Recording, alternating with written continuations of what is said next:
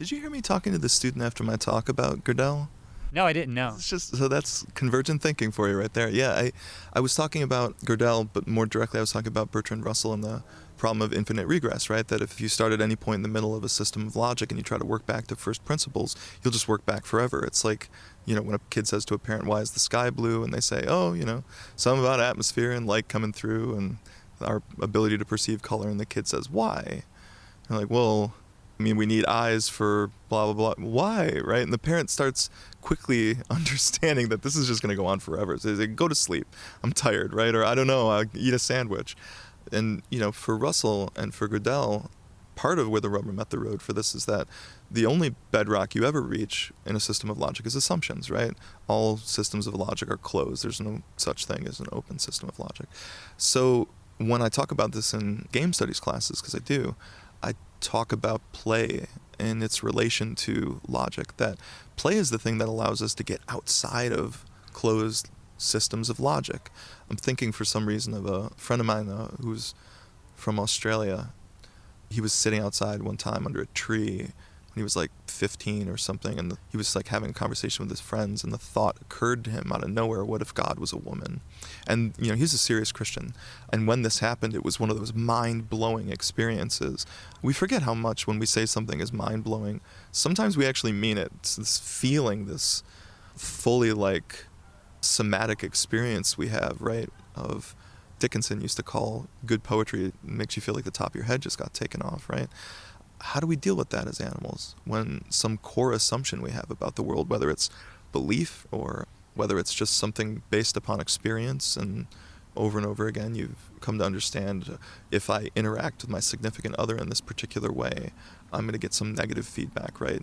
I guess what I'm alluding to is like, what if you were born into an abusive home and you bring that trauma to bear on your relationship, right? How is it possible for somebody to get outside of that? How is it possible for somebody to get at the bedrock, the stuff that they learned when they were a kid and internalize, and move forward from there? I don't think it's any accident that a lot of therapists talk about therapy as practicing play, that people who have been traumatized stop being playful. That's part of what this is. Their brain stops considering certain things. And so you need a safe place to play around with ideas. I don't think it's any accident that places like the ICT, the Institute for Creative Technologies at USC, has been working with the military to try to find ways to create virtual experiences, immersive experiences that help soldiers deal with post-traumatic stress disorder.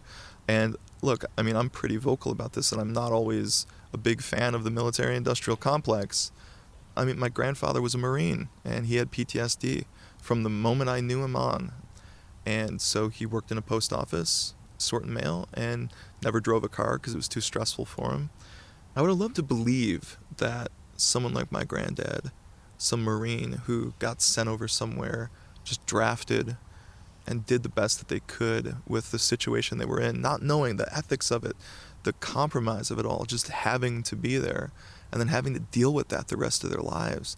Can we create experiences as designers that help people to feel safe enough to play again with other people?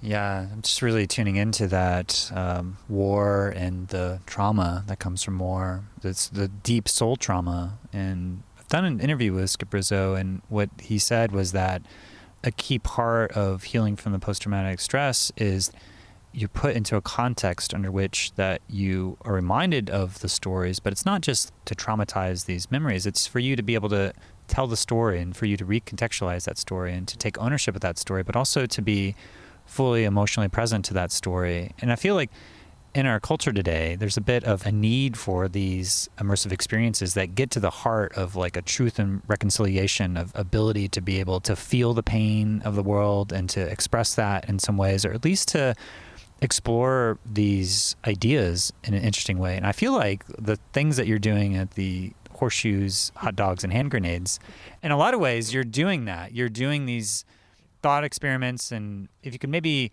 pick a paradigmatic example of that, of things that you're doing, maybe starting from the insight or inspiration and the process of the design, and then how that gets put out, and how you see that this method of play and interaction is able to allow people to play with ideas. Well, the four guys that form the sort of like core group of Rust, the guys that, I mean, these are my best friends in the world, and we've been working together since 2008, 2009. So Luke alluded to this in his talk earlier, that we're all family at this point, which means we're able to really play together. We feel safe around one another, and we believe in each other's projects. Even when we disagree in really productive ways. So I'll circle back around to the like inspiration thing, because I have a good story I think you'll enjoy. There was a day where Anton was starting to add human targets to the game. This was really early on in the game's process.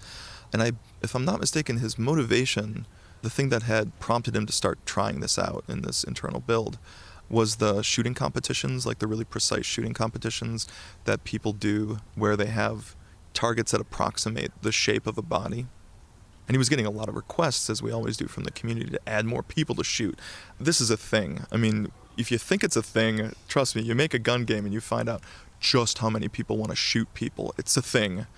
Anyway, so this is early in the process, and he's adding these targets and he's asking me what I think of them.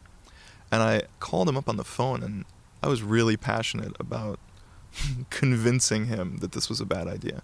Because we had talked early in the process that the coherence of the game and its message is predicated upon the absolute absence of any human or anthropomorphized figures, right? So we had this great debate. And after that resolved, I came to see over the coming months after that while at that moment we kept to that hard and fast rule, saying like, no, that's right, this is not a game about shooting other people, this is a sports shooting simulator. The open-ended discussions that we had and the kind of inspiration we had led to us making a whole bunch of things that are clearly anthropomorphic objects that you're shooting in the game. It's just that they're all sausage, they're all meat, right? We came to understand through the experiments that we were doing that we're often driven by simple things like, what would it be like to grab onto something and pull yourself up a wall, right?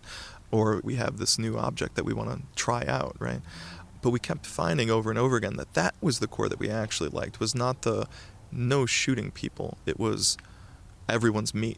Because that's what unites all shooter games, right? All shooter games treat people like meat in the darkest possible way. That's all you are. And, you know, whether you're thinking about it or not, if you're playing an online match of Call of Duty or Team Fortress or any of the new Battle Royale games, even though those have permadeath, every time you respawn, it's just, that's more sausage coming out of the grinder, right? Like you're just getting put back out there, and it's just, that's it, right? So we ran with that. Right? We're absurdists. We like dark comedy, right? We like surrealism. So because there's that coherence, because we're family and we talk through these ideas and we debate stuff, and the good ideas rise to the surface alongside the mechanics that we try out, and we keep interrogating our ideas and we keep saying, does this work? Does this work?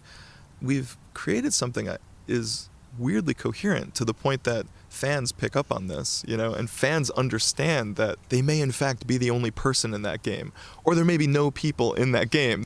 You know, that happens overnight. You're the only person in the game, and someone will comment, or are you even a person?